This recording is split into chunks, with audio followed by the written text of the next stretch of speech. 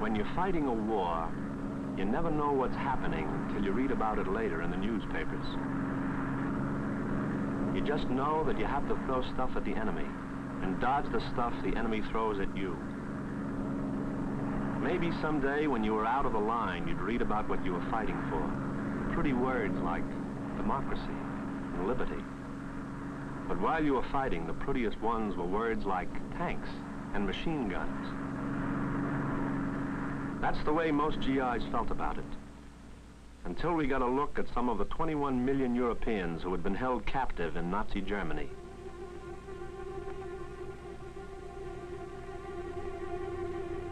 It was long ago, in the spring of 1945, but we'll never forget it. We saw liberty. It was a rush of excitement. It was a feeling that couldn't be controlled because it had been controlled for so long. It was doors opening up for the first time in many years.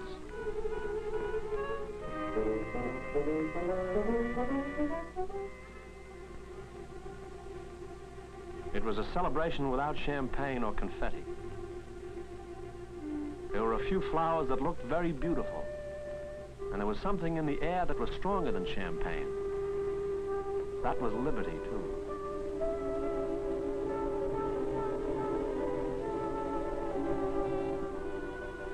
We learned about freedom from those who appreciated it most.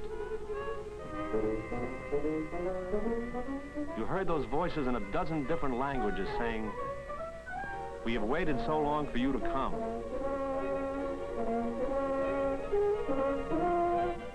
It made you feel kind of good to be among the soldiers who saw this part of the battle.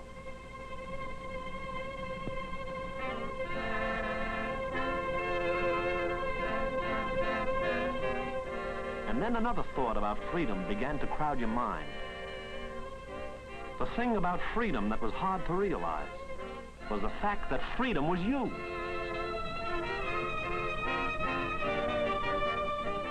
Freedom was a mixed-up thing. It was not all celebration.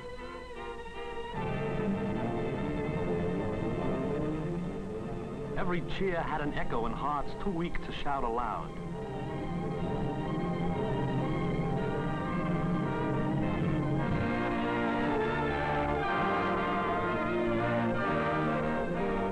And yet, all this was part of the lesson we were learning.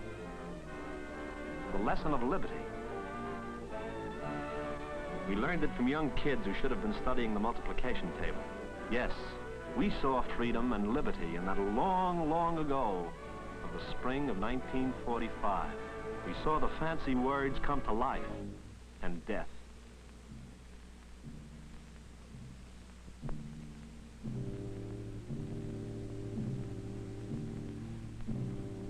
Does your calendar say that the spring of 1945 was not so long ago? Your calendar lies. It was very long ago. Many, many lifetimes ago. You can read a library full of books about fascism, and it doesn't mean as much as one little kid who remembers his name as a number branded on his arm. You can read a book and forget what you read by the time you put it down. But there are women who will carry souvenirs of the Nazis all their lives.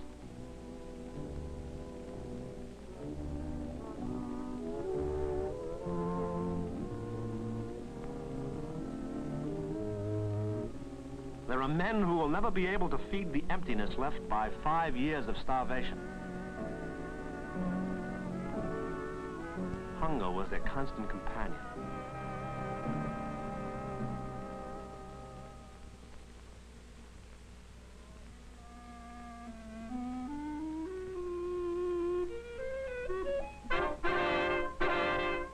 Have you read about the coal and the oil and the iron the Germans stole? This is the human loot of the Nazi plunder of Europe.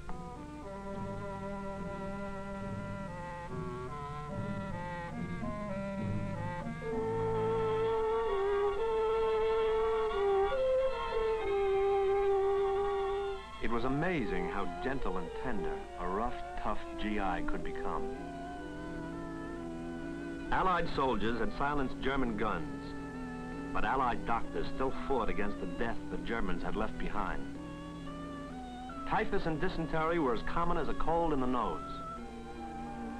At Belsen, 3,000 people were dying each day when the Americans arrived. The doctors reduced the number to 800, then 400, then 200. If we got here 24 hours earlier, a lot more people would be alive today.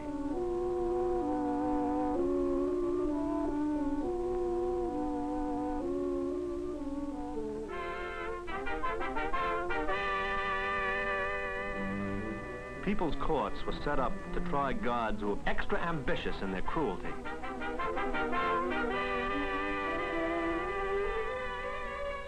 Their crimes were things like murder and torture. The people accused, the people gave evidence, and the people judged. It was a little difficult to keep a calm, judicious atmosphere with a mother standing next to the murderess of her child, or to say, take it easy to a man who'd been beaten for 4 years. One GI said, I guess that's what we're fighting for, to take the keys out of those guys' hands. Then it began, the homeward trek. Home was Holland, or Russia, or Belgium, or Czechoslovakia, or France.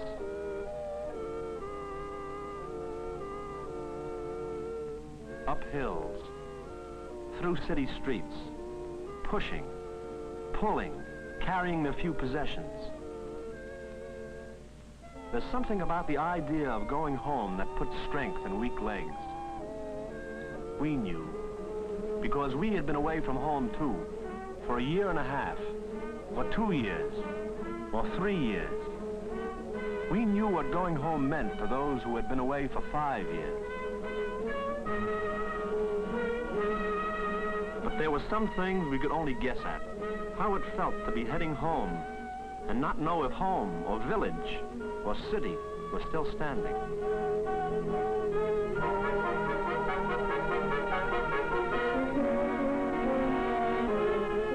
Going home was a dream these people had, and we could understand it a little because we had the same dream. There are certain things you don't count on in dreams. Things like the military traffic that needed the German highways. Things like Eastern and Western Europeans arriving at opposite banks of a German river, and all wanting to cross at the same time.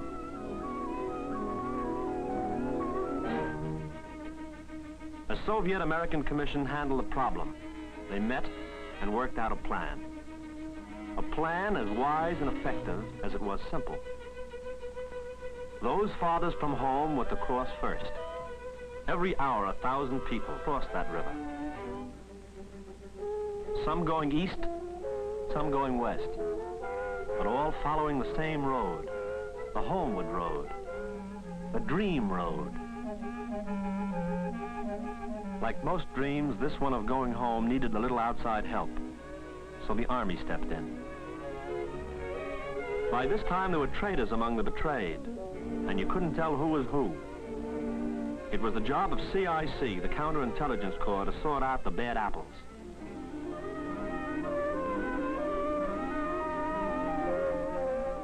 It wasn't an easy job. The face of the guilty does not always reveal its secrets. But the CIC men were a patient bunch. They interrogated and investigated, checked and double-checked. They'd find a little lie, offer a little bait, and 2 young Gestapo agents were in their net.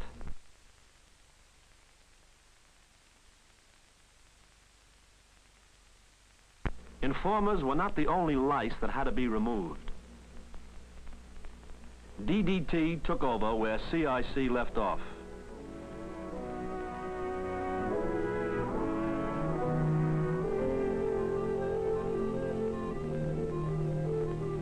But it was the kids that really got you, especially if you had one of your own an ocean or so away.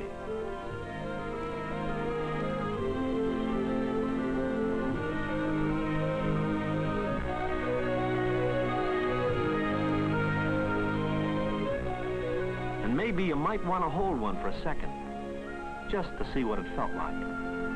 Even though your buddy, who knew you only as a roughneck soldier, was a little puzzled by it all.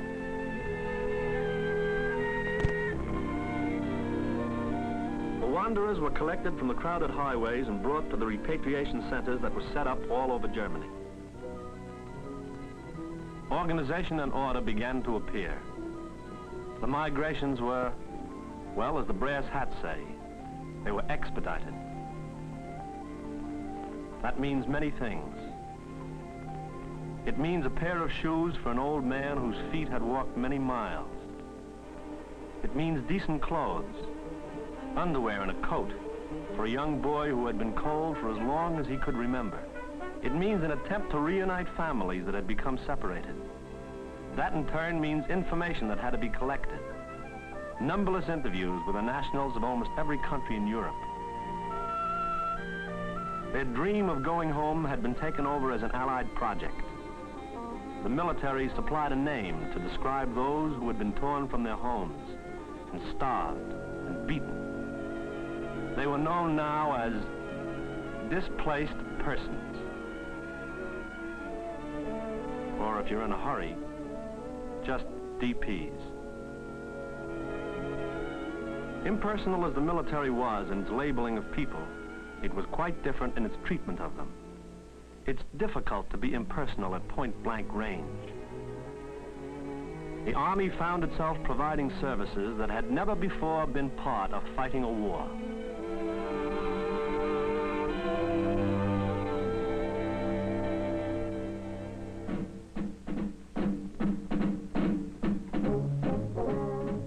It's a complicated job, even for an engineering officer, this trick of making a reality out of a dream. Everyone spoke a different language. Everyone had a different destination. He had to plan it so everyone got what he wanted. The dream was getting places. Vehicles which had brought supplies to the front were pressed into service to make the return trip with a different cargo. For those who were old enough to understand. For those who were too young to care. And for those who were just old enough to be confused and frightened by it all. For all of them, the GI truck became a heavenly chariot.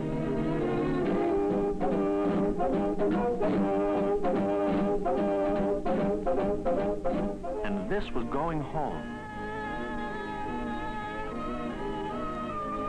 There were also those for whom the homeward road was set on railroad tracks. This was a final wait.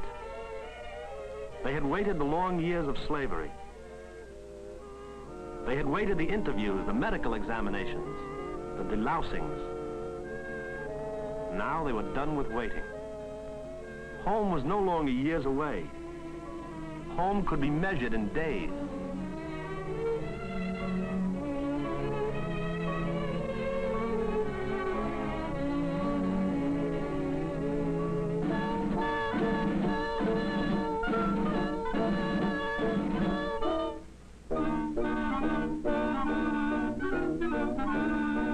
The excitement and the happiness was a fever that became contagious.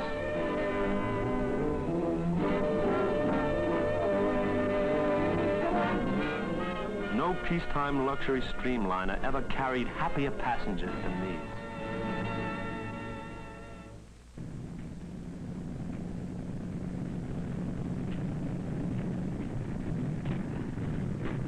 There were others whose physical condition did not permit a long truck or train journey. For 99,000 French nationals, the American Air Transport Command and the British Royal Air Force planned a mass evacuation.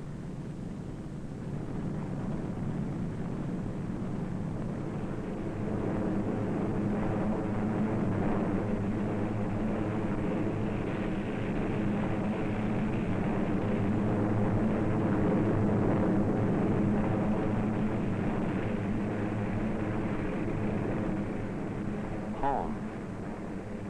Home was only hours away.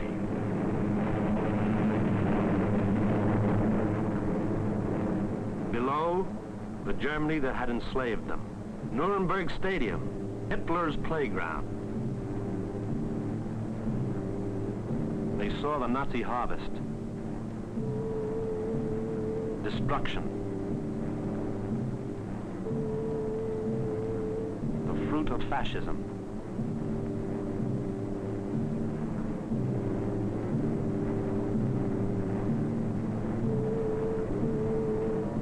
They saw Germany and they wondered what France would be like.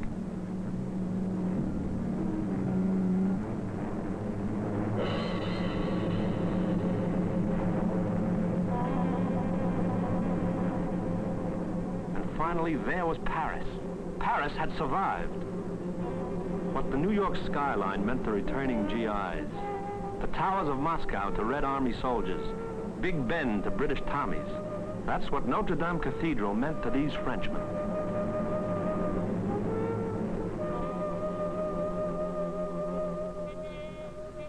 A few hours ago, Germany. Now, a few minutes from Paris.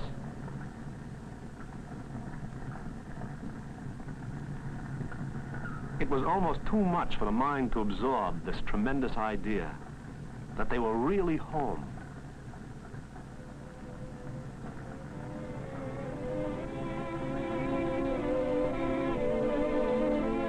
Paris was home. Home isn't just a matter of geography. Home is the warmth people have for one another. Home is a smile that welcomes you back.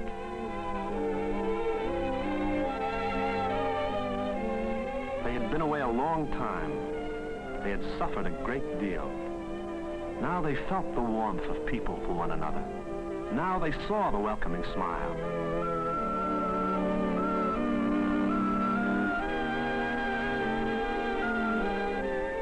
Now they were home.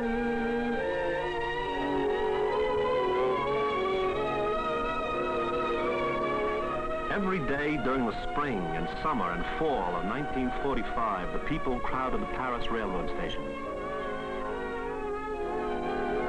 waiting and seeking, eyes fixed on every train that came in, because any train might be the one.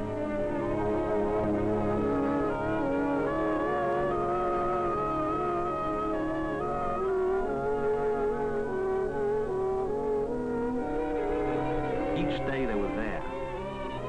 Those anxious, hopeful, fearful faces. Decent people of the world who have suffered in the name of decency.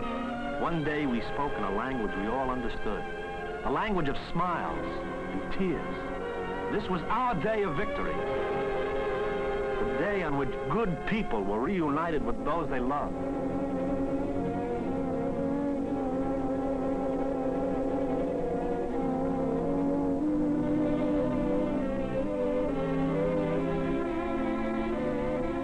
The same day for all. And the day never came for many. Those who survived had made a bargain with time. They traded the years for a moment so wonderful and so terrible that it cannot and must not ever be experienced again.